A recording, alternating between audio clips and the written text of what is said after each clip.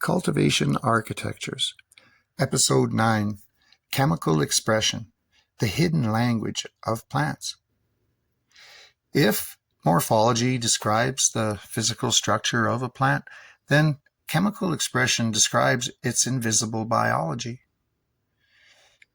It's the layer of plant function that cannot be seen directly, yet it influences everything from aroma and flavor to defense, adaptation, reproduction, and interaction with the surrounding environment. Long before humans appreciated these compounds for their medicinal, aromatic, or commercial value, plants were producing them for one reason: survival. This is where cultivation begins to move beyond simply growing larger plants. Every environmental condition, every nutrient decision, every irrigation cycle, every stress event, and every development stage contributes to the chemistry the plant ultimately produces. Structure tells us how a plant grew, and chemistry tells us how that plant experienced its environment throughout its life. Plant metabolism is often divided into two broad categories: primary metabolism and secondary metabolism. Primary metabolism includes the biological processes required for life itself: photosynthesis, respiration, carbohydrate production, protein synthesis, cell division, and structural growth all belong to this category. Without primary metabolism, the plant simply cannot survive. Secondary metabolism builds on top of this foundation. Once the plant has enough energy to sustain itself, it begins investing energy and resources into compounds that improve its ability to survive, compete, communicate, reproduce, and defend itself against an ever-changing environment. These compounds are not secondary because they are unimportant. They are called secondary because they depend upon the energy and resources generated by primary metabolism. This distinction is important because it changes the way cultivators should think about plant chemistry. A plant struggling to maintain basic physiological function cannot maximize its production of secondary compounds. Before a plant can invest energy into terpenes, cannabinoids, flavonoids, phenolics, or protective resins, it must first satisfy the fundamental requirements of growth. Healthy chemistry is built on healthy biology. Secondary metabolites include a remarkably diverse group of compounds. Terpenes produce many of the characteristics, aromas associated with cannabis and countless other plants. Flavonoids contribute pigmentation, antioxidant activity, and protection against environmental stress. Phenolic compounds participate in structural support and defense mechanisms. Cannabinoids unique to cannabis form another specialized branch of secondary metabolism that continues to attract scientific attention for their biological activity within both the plant and human physiology. Although these groups receive different names, they should not be viewed as isolated systems. They interact continuously. The plant does not decide to produce terpenes one day and cannabinoids the next. These pathways share common precursors, compete for resources, and respond together as part of one integrated biochemical network. Every molecule produced represents another investment of energy, nutrients, enzymes, and metabolic capacity.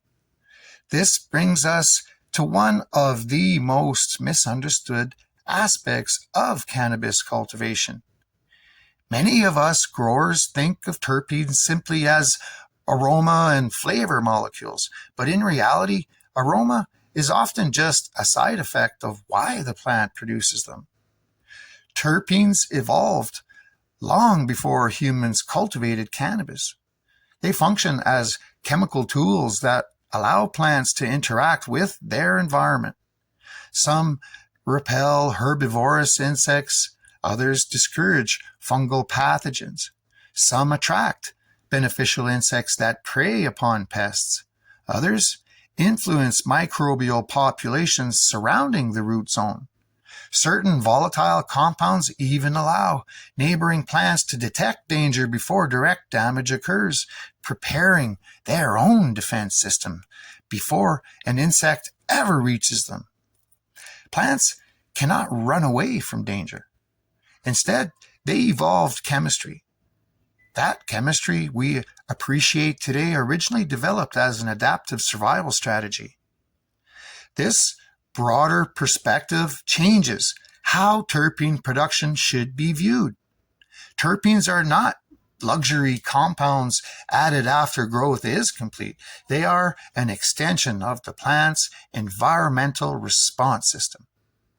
Every change in light intensity, temperature, nutrient balance, irrigation strategy, humidity, ultraviolet exposure, CO2, and biological interaction influences the biochemical decisions the plant makes throughout its life. Cannabinoids represent another remarkable branch of secondary metabolism.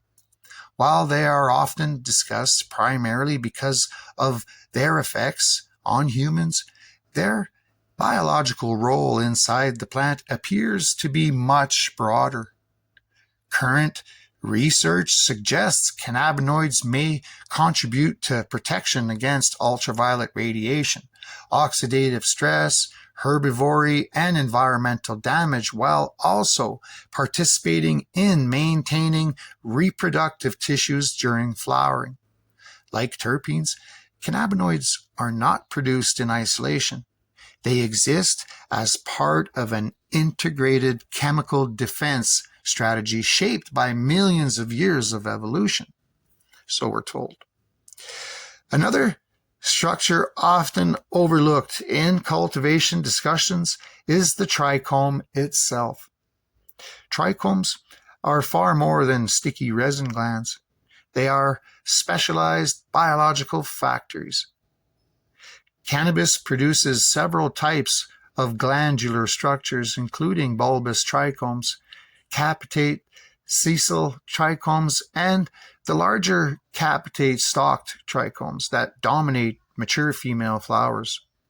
These structures manufacture, store, and protect many of the secondary metabolites that define cannabis chemistry. Rather than simply coating the flower, trichomes function as miniature biochemical production facilities operating continuously throughout reproductive development. The concentration of these structures on female flowers is no accident. Reproduction represents the most valuable stage in the plant's life cycle, protecting developing reproductive tissues from ultraviolet radiation, insects, microbial attack, and environmental damage becomes a biological priority. Resin is not simply decoration, it's protection. Secondary metabolism also reveals something remarkable about plants that many people never realize. Plants can communicate, not with words, but with chemistry. When insects begin feeding on one plant, volatile organic compounds can be released into the surrounding air. Nearby plants detect these airborne molecules and begin activating portions of their own defense chemistry before the threat even arrives. Within the plant itself, signaling molecules such as jasmonates and salicylic acid coordinate defensive responses between damaged and undamaged tissues. Roots also participate in chemical communication through interactions with fungi, bacteria, and neighboring plants, creating an underground network of biological information exchange that scientists continue to study today. Suddenly, secondary metabolism stops looking like a collection of isolated chemicals. It becomes an entire language, a language written in molecules instead of words. If secondary metabolism is a language, then stress, environment, and cultivation practices are the conditions that determine how that language is spoken. The plant is not producing chemical compounds randomly. It's constantly interpreting environmental signals and adjusting its biochemical output based on internal balance, external pressure, and development stage. One of the most important concepts in chemical expression is that stress is not a single uniform signal. It's a spectrum of biological responses. Plants distinguish between different types of stress and respond to each one differently. Light stress, drought stress, heat stress, nutrient limitation, mechanical damage, and pest pressure all activate different signaling pathways. These pathways do not simply increase or decrease terpene production, they redirect metabolic energy towards specific protective functions depending on the nature of the threat. This is where the idea of eustress and destress becomes important in cultivation. Eustress refers to manageable, controlled environmental pressure that the plant can adapt to without compromising structural development. In this state, the plant may increase certain protective compounds as part of a normal adaptive response while continuing healthy growth. Distress, on the other hand, occurs when environmental pressure exceeds the plant's ability to maintain balance. In this state, metabolic systems become overloaded, and both primary and secondary processes can become inefficient. Instead of enhancing quality, excessive stress can reduce overall biochemical output by forcing the plant into survival mode. This is why the assumption that more stress equals more resin is incomplete. The plant does not interpret stress as a simple on-off switch for secondary metabolism. It interprets stress as information and then allocates resources based on whether it can maintain homeostasis while responding to that information. When conditions are stable and within optimal ranges, the plant has more metabolic flexibility to allocate resources towards complex secondary compounds without sacrificing structural development. Environmental stability, therefore, is not the absence of chemical expression. It is often what allows the most consistent and refined expression to occur. Light plays a major role in shaping this balance. Beyond intensity, spectral quality influences which biochemical pathway becomes more active. Ultraviolet exposure, in particular, is interpreted by the plant as a protective signal, triggering increases in certain secondary metabolites associated with UV shielding and oxidative protection. But this response is still dependent on overall plant health. UV exposure in a well-balanced system produces different outcomes than UV exposure in a stressed or nutrient-limited system. Temperature adds another layer of chemical regulation. Volatile compounds such as many terpenes are highly sensitive to thermal conditions. Higher temperatures can increase metabolic activity but also accelerate volatilization and degradation of delicate aromatic compounds. Lower temperatures tend to preserve volatile compounds more effectively, but may reduce overall enzymatic speed. The plant is constantly balancing production with retention, and small shifts in temperature over time can influence final chemical profiles. Humidity and vapor pressure deficit influence chemical expression indirectly by regulating transpiration. Transpiration drives nutrient movement, which in turn influences enzymatic activity and metabolic efficiency. When water movement is too restricted, nutrient transport slows, and secondary metabolism can become limited by internal resource availability. When transpiration is too aggressive, the plant may shift energy towards water regulation and stress mitigation rather than secondary compound synthesis. Nutrient availability is also plays a regulatory role, but not in a simple additive way. Secondary metabolism is highly sensitive to the internal balance of key elements required for enzymatic function.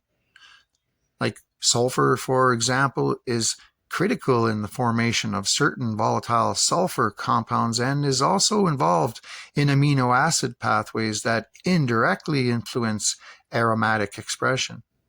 Magnesium plays a central role in chlorophyll function and energy transfer, which supports the ATP production required for secondary biosynthesis. Nitrogen influences growth rate and protein synthesis, which can either support or dilute secondary metabolite concentrations depending on balance. Calcium regulates cellular signaling and structural integrity, indirectly stabilizing the conditions under which secondary metabolism operates. Trace elements, amino acids, silica, humic substances, fulvic acids, and plant-derived extracts such as kelp all contribute to metabolic efficiency by supporting enzymatic systems and improving nutrient uptake dynamics. But their role is not to directly create secondary compounds. Instead, they influence the plant's ability to maintain stable biochemical function under varying environmental conditions. So, in other words, they support the system that produces the chemistry rather than acting as direct drivers of specific compounds. Microbial interactions extend this system further. In biologically active media, beneficial microbes influence nutrient cycling, root zone signaling, and stress response pathways. Mycorrhizal fungi, for example, enhance nutrient exchange efficiency and can influence hormonal signaling related to growth and defense. Rhizobacteria contribute to nutrient availability and may indirectly affect secondary metabolism by improving overall plant health and reducing metabolic inefficiency. These relationships do not override plant genetics, but they can influence how efficiently genetic potential is expressed under given environmental conditions. As the plant approaches reproductive maturity, secondary metabolism becomes increasingly important. Energy allocation shifts from structural expansion towards reproductive protection. This is when resin production intensifies, trichome density increases, and chemical diversity becomes more pronounced. But this process is not uniform across all genetics or environments. The rate and intensity of chemical development depend on the interaction between genetic programming and environmental consistency throughout the flowering cycle. Even after harvest, secondary metabolism does not stop immediately. Chemical transformation continues during drying and curing. Chlorophyll breaks down, volatile compounds shift and stabilize, and enzymatic activity continues at a reduced level depending on moisture content and environmental conditions. This stage determines how much of the plant's original chemical profile is preserved versus lost or transformed. In many ways, curing is not post-production. It is the final phase of controlled chemical expression. This is where many common cultivation misconceptions begin to break down. Practices such as excessive stress application, nutrient overcorrection, or single variable boosting approaches often fail because they ignore the integrated nature of secondary metabolism. Chemical expression is not driven by one factor. It is the result of multiple overlapping systems operating all together, including genetics, environment, nutrition, microbial activity, and development timing. At the systems level, secondary metabolism cannot be separated from the rest of plant function. It is not an isolated chemical pathway.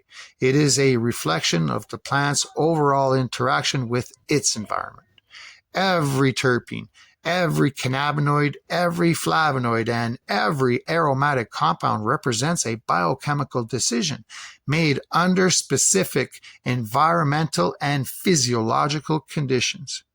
When viewed this way, the plant is no longer just producing compounds. It's recording its life in chemistry. Every environmental shift, every period of stability, every stress event, and every stage of development becomes encoded into the final chemical profile of the flower. And once that is understood, secondary metabolism is no longer just a topic with cultivation. It becomes the final expression of everything the plant has experienced from seed to harvest.